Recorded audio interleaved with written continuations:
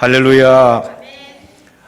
코로나로 인하여서 오늘도 영상으로 하나님께 예배하는 시간입니다. 우리가 어디에 있든지 우리가 하나님을 예배할 때는 정성과 우리의 신령한 뜻을 모아서 하나님께 예배하기를 원합니다. 오늘 예레미야 애가를 보려고 하는데요. 이 예레미야 애가는 바벨론의 말발굽 아래 짓밟힌 그 예루살렘의 참상에 목 놓아 탄식하며 여호와의 자비를 구하는 그런 내용입니다. 이스라엘이 지금 말로 다 할 수 없는 엄청난 고난을 당하고 있지만은 그러나 이 일로 인하여 절망하거나 낙심하지 않는 것은 여호와의 인자와 긍휼이 무궁하심으로 우리가 진멸되지 아니한다는 사실을 믿기 때문에 그렇습니다. 이 고난이 오히려 소망이 되고 아침마다 새롭게 다가오는 것은 주의 성실하심이 크기 때문이라고 이스라엘 백성들은 고백하고 예레미야는 고백하고 있습니다. 요즘처럼 코로나19로 많은 사람들이 힘들어하고 고통 가운데 살면서 사람들은 말을 합니다. 하나님이 살아계신다면은 왜 우리에게 이런 고통이 지속되고 있는지, 하나님 언제까지 이 고통을 우리가 겪어야 합니까? 라고 얘기합니다. 왜 백신도 없는 무슨 바이러스 속에서 우리가 이렇게 계속해서 고통을 당하게 내버려 두십니까? 이렇게 말하기도 합니다. 또 어떤 이들은 왜 열흘 만에 태풍을 3번이나 보내서 많은 농작물이 피해를 입고 또 사람들이 다치고 집이 무너지고 하는 이런 일들을 우리가 겪어야 됩니까? 경제는 최악의 상황으로 치달아서 폐업이 속출하고 실업자가 생기고 엄청난 어려움을 겪고 있는데 이런 일을 하나님께서 언제까지 내버려 두시려고 하십니까? 우리는 이런 질문들을 하게 될 때가 있습니다. 그러나 우리는 수많은 고초와 인생의 선잔을 마실 때마다 주님, 나의 고난을 기억하시고 내가 낙심하지 않게 하시고 하나님의 인자와 긍휼로 진멸되지 않게 하시며 내가 다시 회복하게 하여 달라고 우리는 기도해야 할 것입니다. 그리고 하나님의 뜻과 계획과 섭리를 깨달을 수 있도록 우리는 계속해서 기도해야 됩니다. 지금은 우리가 회개하고 기도해야 할 때입니다.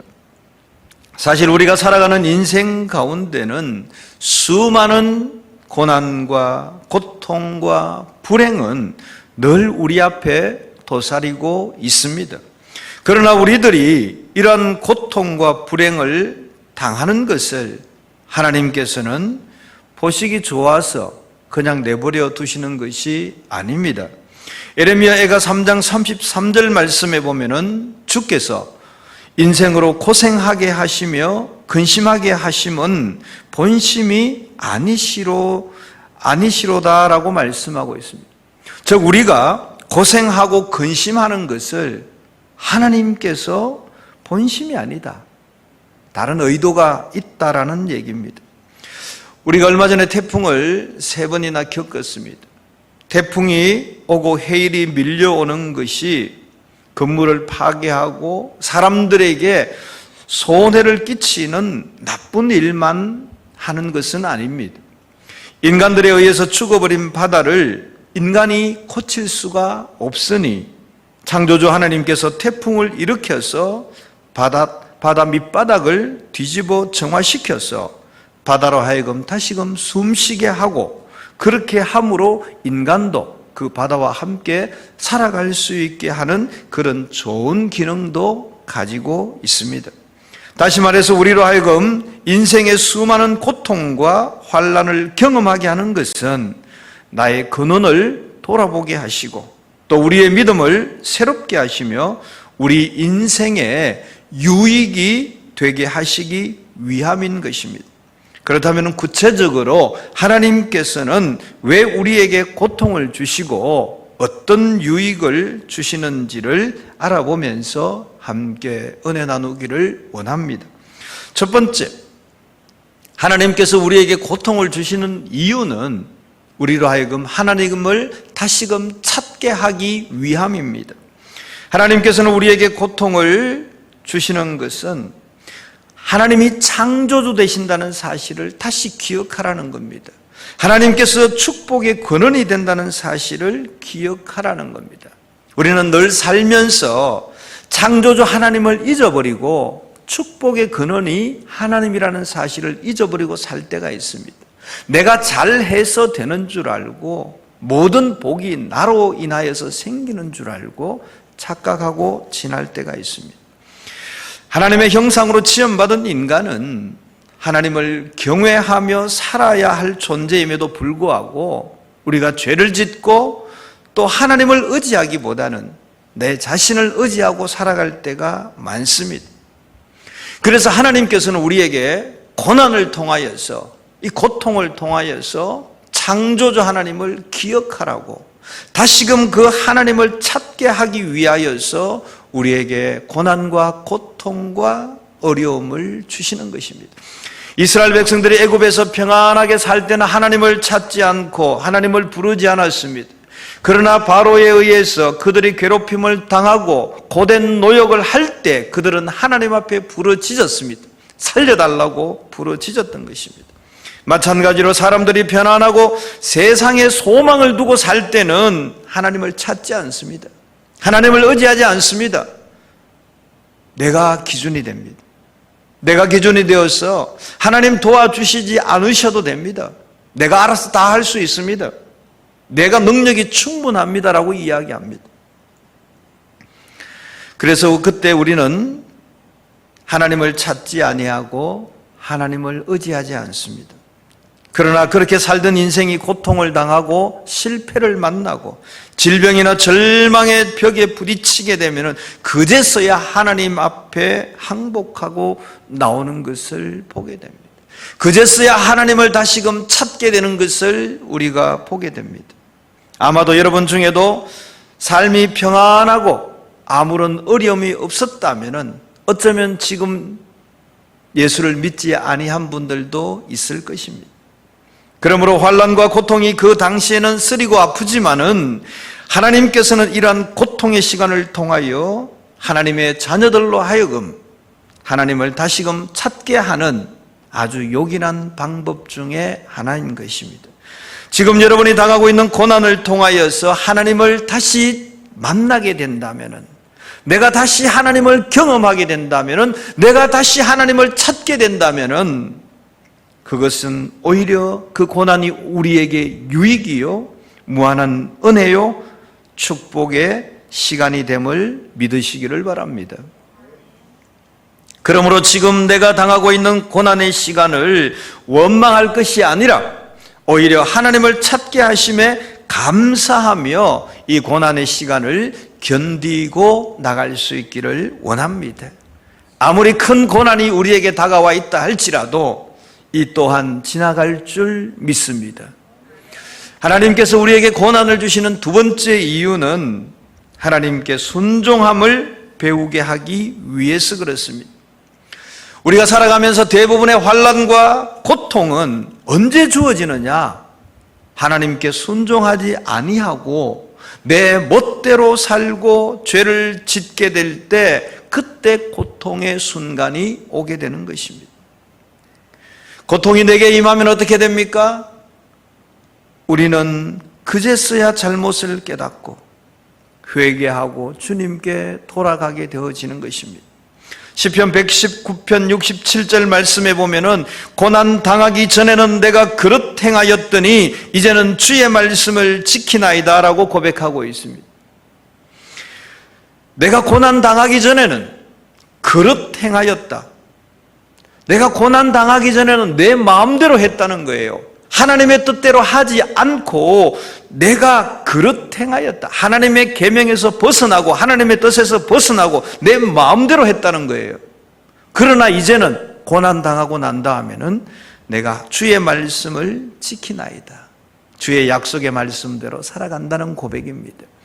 또 119편 71절에 보면은 고난당한 것이 내게 유익이라 이로 인하여 내 주의 율례를 배우게 되었나이다 라고 고백하고 있습니다. 내가 고난당하기 전에는 하나님의 율법과 규례를 알지 못하였지만은 내가 하나님으로부터 고난을 당하고 난 다음에서야 하나님의 율법과 규례를 내가 배우게 되었다는 것입니다. 그러므로 어떤 의미에서는 우리가 당하는 질병이나 고통이나 환난을 당하는 것이 다 나쁜 것은 아닙니다. 이런 환난과 고통을 통하여서 하나님의 뜻에 맞는 생활을 하라고, 하나님의 뜻대로 살라고 하시는 하나님의 사랑의 채찍이다라고 보시면 좋을 것 같습니다. 오늘날 전 세계가 코로나19로 인하여서 삶의 패턴이 망가져 버렸고 삶이 불편하고 어렵습니다. 그래서 많은 사람들이 불평합니다. 언제 이것이 끝날 것이냐? 그렇게 불평하지만은 우리는 그렇게 불평할 것이 아니라 이 고통의 시간을 통하여서 우리가 하나님 앞에 서야 합니다.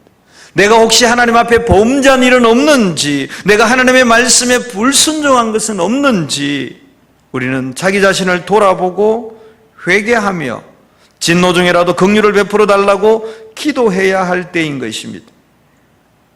지금 전 세계가 하나님의 창조의 원리대로 살지 아니하고 인간의 욕망대로 살아가기를 주저하지 않고 있습니다. 많은 나라들이, 많은 사람들이 하나님의 창조의 원리대로 살지 아니하고 자기 욕망대로 하고 싶은 대로 살고 있습니다. 그러니 하나님은 고난의 시간을 주시고 이 고난의 시간을 통하여서 우리로 하여금 하나님의 말씀에 순종하며 살아가게 하는 훈련을 시키시는 줄로 믿습니다. 우한 코로나가 괜히 발생한 것 아닙니다. 왜 전 세계에 그렇게 많은 나라에 많은 사람에게 번져가고 있겠습니까? 하나님의 창조 질서를 어길 때 하나님은 진노하십니다. 노아 시대도 하나님의 명령대로 살지 아니하고 죄악이 관영할 때 물로 심판했듯이 오늘날 이 시대에도 하나님의 명령대로 살지 아니하고 하나님의 창조 원리대로 살지 아니하고 인간의 욕망대로 살아갈 때에 하나님께서는 이 땅에 바이러스로 우리를 징계하고 계십니다. 우리는 이 징계의 시간을 불평하는 시간이 아니라 우리가 하나님의 말씀대로 살아야 되겠구나, 우리가 하나님의 앞에 순종하며 살아야 되겠구나, 이 사실을 깨달을 수 있어야 돼요.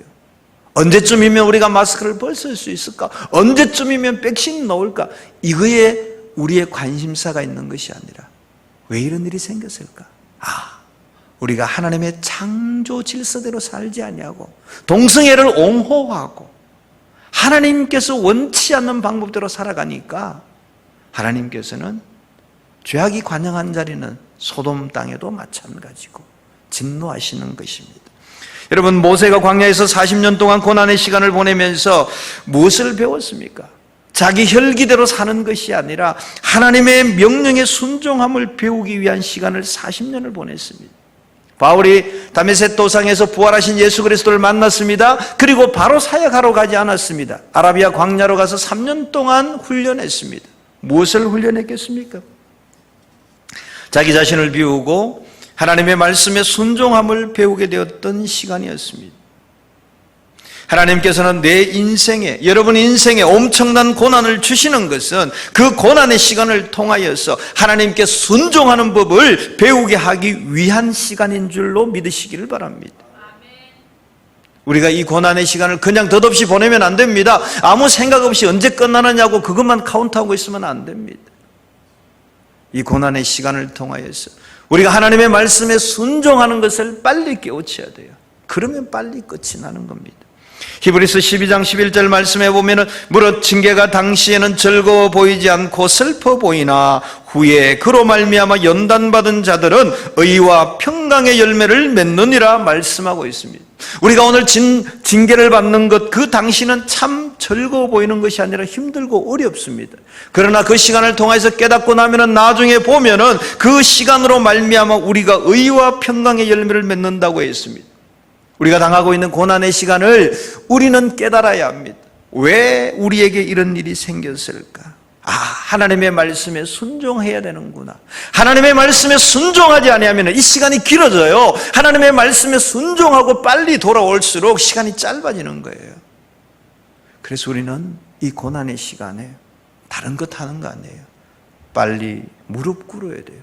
내 자신을 돌아봐야 돼요. 내 죄악을 돌아봐야 돼요. 그리고 회개하고 하나님의 뜻대로 살겠다고, 하나님의 말씀에 순종하고 살겠다고 외치는 자가 있을 때, 회개하는 자가 있을 때 이 재앙이 끝이 나게 되어지는 것입니다. 그러므로 환난과 고통과 실패를 주시는 것은 하나님께 순종하며 하나님의 뜻대로 사는 방법을 가르쳐주기 위한 하나님의 방법인 것입니다. 그러므로 우리가 환난을 당했을 때, 고난을 만났을 때 바로 깨닫는 자에게는 무한한 은혜요 축복의 시간이 되어지는 것입니다. 이것을 깨닫지 못하는 사람은 여전히 불평과 불만의 시간만이 계속되어지는 것입니다. 사랑하는 성도 여러분, 우리에게 환난과 고난이 온 것은 우리로 하여금 하나님의 뜻을 깨달으라고, 하나님의 말씀대로 순종하고 살아가라고 우리에게 지금 주시는 하나님의 메시지라는 사실을 깨달을 수 있기를 원합니다. 하나님께서 우리에게 고난을 주시는 세 번째 이유는 우리로 하여금 인내와 능력을 주시기 위해서입니다. 제가 어릴 때 자랐던 우리 시골의 집의 떠락에는 보면은 가을이 되면 늘 노란 국화가 피었습니다. 서리가 내려도 그 노란 빛은 여전히 빛을 발하고 가까이 가면은 국화 향기가 되게 진하게 났습니다. 아니, 한겨울이 되어도 국화는 그대로 있었습니다. 그런데 저희가 이제 시내에서 하원에서 국화를 구입합니다. 가을에 교회에다가 놓기 위해서 국화를 좋은 것으로 사서 두면은 2주 내지 3주면은 말라버려요. 햇빛을 안 봐서 그런가 싶어서 옥상에 갖다 놓으면 더 말라버려요. 거기서 제가 깨달은 게 있어요. 그렇구나. 온실에서 자란 꽃과 노지에서 자란 꽃의 차이가 있구나. 우리가 인생을 살아가면서 평온하게 살면서 안전하게 살면서 걱정, 근심, 염려 없이 사는 것도 하나님으로부터 받은 축복입니다. 그러나 일찍이 남들이 겪지 않은 아픔과 고난을 많이 겪은 사람은 자신에게 혹독함이 찾아올 때면은 그 혹독함을, 그 아픔을 견뎌내는 힘이 있습니다. 인내하는 힘이 있어요. 그리고 기필코 그것을 극복하고 마는 능력을 가지고 있습니다. 하나님께서 우리 인생을 온실의 꽃과 같이 돌보시는 것만이 하나님의 사랑이 아닙니다. 스파르타 군인처럼 강하게 훈련시켜서 영적 전쟁에서 승리할 수 있는 군사로 키워주는 것도 하나님의 사랑이요 하나님의 은혜인 것입니다. 여러분, 우리가 편안하게 사는 것만 은혜가 아닙니다. 요즘 같은 이 시대를 우리가 살아갈 때에 어쩌면 스파르타 군인처럼 강하게 훈련받아서 어떤 영적 전쟁에서도 싸워서 승리할 수 있는 하나님의 군사로 훈련되어지는 것이 오히려 더 큰 은혜요, 더 큰 축복이라 저는 믿습니다. 하나님께서는 저와 여러분이 다니엘처럼 어떤 환난과 시련과 역경을 만난다 할지라도 인내하며 신앙을 지키고 나갈 수 있는 그런 하나님의 사람 되어지시기를 원하고 있습니다. 그래서 때로는 하나님께서 우리에게 시련과 고난이 다가왔을 때 막아주지 아니하시고 제거해 주시지 아니하시고 어쩌면 그 시련을 당하라고 그냥 내버려 두시는 때가 있습니다.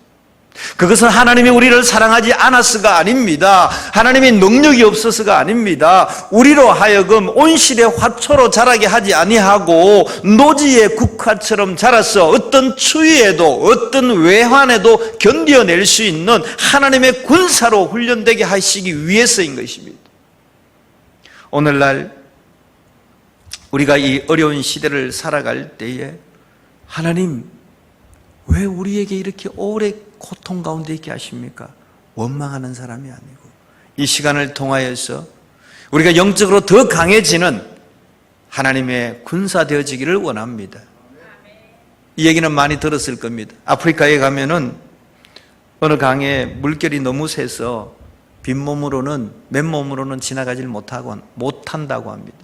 그래서 그 강을 지나가는 사람들 다들 큰 돌을 하나씩 이고 간다고 합니다. 큰 돌을 이고 가면 얼마나 무겁습니까? 불편합니까? 그러나 그 돌을 가지고 가지 않으면 물살에 의해서 떠내려가기 때문에 큰 돌을 치고 갑니다. 그래야만 그 강을 안전하게 건너갈 수 있다고 합니다. 마찬가지로 우리의 심령에도 평안하기만 하면 어떻게 될까요? 내 인생이 평안하기만 하면 어떻게 될까요? 기도하는 일을 멈추게 되고 예배하는 일을 싫어하게 되고 교회에 출석하는 것도 싫어하게 되고 그 신앙의 자세가 나태해지고 영적으로 게을러서 그 영혼이 세상으로 떠내려가게 되어진다는 사실입니다. 그러나 한 번씩 고난의 풍랑이 일어나고 파도에 부딪히게 되면 우리는 하나님을 향하여 진정으로 부르짖게 되고 믿음이 자라게 되고 그 심령이 성숙하게 되어지는 겁니다. 그래서 우리 인생에 고난이 다가오고 어려움이 다가오는 것이 나쁜 것이 아닙니다. 우리로 하여금 강하게 만들어주시는 겁니다. 우리로 하여금 하나님의 군사가 되게 하시는 겁니다. 우리로 하여금 영적 전쟁에 싸워 이길 수 있는 사람으로 만들어주고 있는 시간인 것입니다. 이토록 하나님께서는 시련과 절망을 통하여서 우리로 하여금 어떤 환경이라도 이길 수 있는 인내력과 그것을 싸워 극복할 수 있는 능력을 우리에게 주신다는 사실을 기억할 수 있기를 원합니다. 말씀을 맺으려고 합니다. 이스라엘이 바벨론에게 지금 말할 수 없는 엄청난 고난을 당하고 있지만은 이 일로 인하여 절망하거나 낙심하지 않는 것은 여호와의 인자와 긍휼이 무궁하심으로 우리가 진멸되지 않음을 믿기 때문이라고 오늘 본문은 이야기하고 있습니다. 에레미야만의 고백이 아니지 않습니까? 그들은 말하기를 이 고난이 오히려 소망이 되고 아침마다 새롭게 다가오시는 것은 주의 성실하심이 크기 때문이라고 고백하고 있습니다. 여러분, 우리가 코로나로 인해서 여러 가지 힘들고 어려움을 만나고 있습니다. 그러나 우리가 이 코로나로 인해서 진멸되지 아니하는 것은 여호와의 인자와 여호와의 긍휼이 무궁하심으로 오히려 이 고난이 우리에게는 소망이 되고 기대가 되는 겁니다. 왜냐하면 그 하나님의 인자하심과 긍휼하심이 아침마다 새롭고 늘 새롭게 우리에게 다가오시기 때문에 그렇습니다. 우리는 뉴스에서 확진자가 몇 명이 나왔다. 저는 별로 그걸 중요하게 여기지 않습니다. 몇 명이 나왔느냐가 중요한 것이 아니라 오늘 아침에도 하나님께서 나에게 다 새롭게 다가오시고 오늘 아침에도 하나님께서 나를 안위하시고 보호하시고 있는 그 손길을 느끼기에 나는 아침마다 새롭고 늘 새로우신 그 주님을 찬양하며 살아가기에 확진자가 몇 명이냐? 저는 그거 별로 중요치 않습니다. 물 가운데서도 불 가운데서도 우리를 지키시고 보호하시는 하나님의 손길이 오늘 저와 여러분 가운데 함께할 줄 믿습니다. 그래서 우리가 어떤 상황에 있다 할지라도 불평할 필요 없습니다. 절망할 필요 없습니다. 낙심할 필요 없습니다. 왜냐하면 여전히 우리와 함께 하시는 주님의 성실하심이 너무너무 크기 때문에 그렇습니다. 그의 인자하심과 긍휼하심이 무궁하심으로 끝이 없으므로 오늘 여러분의 삶에도 그 하나님의 인자하신 손길이 여러분과 함께 할 줄 믿습니다. 요즘 코로나19로 인해서 많은 사람들이 힘들어하고 고통 가운데 살면서도 우리가 믿음을 가졌기에 우리는 절망하지 아니하고 낭망하지 않는 것입니다.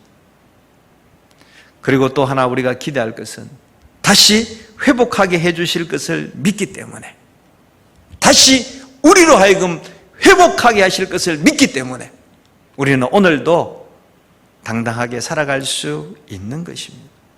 어쩌면 이 고난의 시간이 우리에게는 유익이 될 수 있습니다.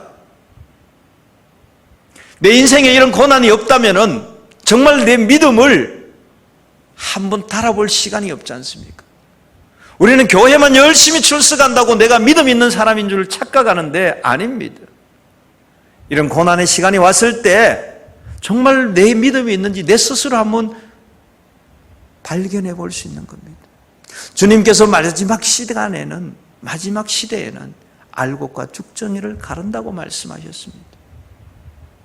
오늘 이런 이 시간에 교회에 나오면 알곡이고 안 나오면 죽정이다, 그렇지는 않습니다. 이런 환난의 때에 내가 절망하고 있느냐, 두려움 가운데 떨고 있느냐, 그 사람은 죽정이에요.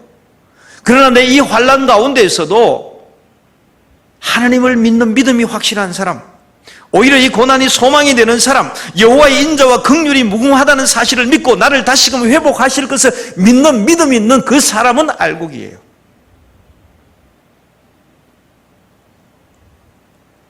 그래서 우리에게는 이 고난의 시간이 오히려 유익이 되는 것은 환난 중에도 긍휼을 베푸시는 그 하나님의 은혜를 날마다 경험할 수 있기 때문에 그렇습니다. 환난 가운데서도 하나님의 은혜를 날마다 경험할 수 있는 사람은 이 고난의 시간이 유익의 시간이요, 이 고난의 시간에 두렵고 떨림으로 있는 사람은, 그 사람은 이 시간이 불행의 시간인 것입니다. 코로나19라는 고통의 시간이 지나고 나면 우리에게는 무엇이 남을 것인가 한번 생각해 봐야 됩니다. 우리는 하나님의 뜻대로 살지 못한 자신의 죄를 회개하고 하나님 앞에 기도하면서 하나님, 이 고난의 시간을 잘 견디고 나가게 하여 달라고, 이 고난의 시간에도 우리의 믿음이 흔들리지 아니하게 해달라고 우리가 날마다 주님 앞에 나가야 합니다. 비대면이라 예배당에는 못 나온다 할지라도 여러분의 골방에 들어가셔서 하나님과 1대1의 관계로 하나님 앞에 아뢰는 시간들이 계속해서 이어지기를 원합니다. 그래서 우리가 이 고난의 시간을 잘 견디고 난 다음에 우리가 믿음의 진일보하는 그런 믿음의 성도들이 다 되어지시기를 바랍니다. 고난의 시간이 끝나고 났을 때 아무것도 남는 것이 없는 자가 아니라 우리의 믿음이 진일보되어지고 그동안 내가 믿음이 있는 사람인지 없는 사람인지 몰랐다면 이 연단의 시간을 통해서 내 믿음을 점검할 수 있는 시간이 되기를 원하고, 이 어려운 시간을 통해서 내 자신을 돌아보며 내 죄를 회개하는 시간 되어지기를 원하고, 이 시간을 통해서 우리가 평상시 예배하는 것이 얼마나 소중했던가를 깨달아지는 시간 되기를 원하고, 하나님께 우리가 마음껏 예배할 수 있는 기회가 나에게 돌아온다면 내 생명 다하여, 내 생명 다하는 그날까지 나 정말 주님 사랑하며 예배할 것입니다라고 고백하는 그런 시간 되어지기를 원합니다. 사랑하는 성도 여러분, 코로나19가 아무리 무서워도 언젠가는 끝이 납니다. 끝나는 그날까지 우리의 믿음이 흔들리지 아니하고 주님을 의지하는 마음으로 승리하는 여러분 되어지기를 주님의 이름으로 축원합니다. 기도하겠습니다. 하나님 아버지, 은혜를 감사함을 드리기를 원합니다. 참 힘들고 어려운 시간을 지나갑니다. 하나님, 우리에게 왜 이런 어려움과 환난과 고통이 있어야 됩니까? 라고 우리는 말할 때가 있습니다.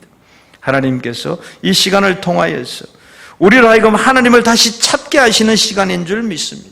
이 어려운 시간을 통하여서 우리가 하나님께 순종함을 배우게 하기 위한 시간인 줄 우리가 믿습니다.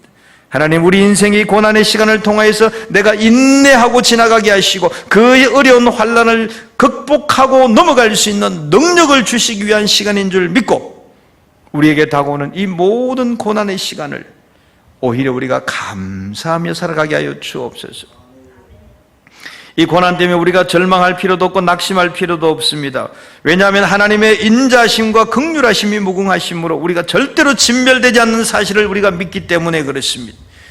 이 고난이 오히려 우리에게 소망이 되는 것은 주의 성실하심이 크심이요, 아침마다 새롭고 늘 새롭게 다가오시는 주님이 오늘 또 우리와 함께 하심을 믿는 믿음이 있기 때문에 그렇습니다. 하나님 아버지, 우리를 다시금 회복하게 하실 주님을 기대하고 찬양합니다. 우리 모든 성도들이 아버지 두려움 가운데 떨지 아니하게 하시고 하나님을 믿는 믿음으로 날마다 승리하며 훈련되어지는 믿음의 사람 되게 하여 주옵소서.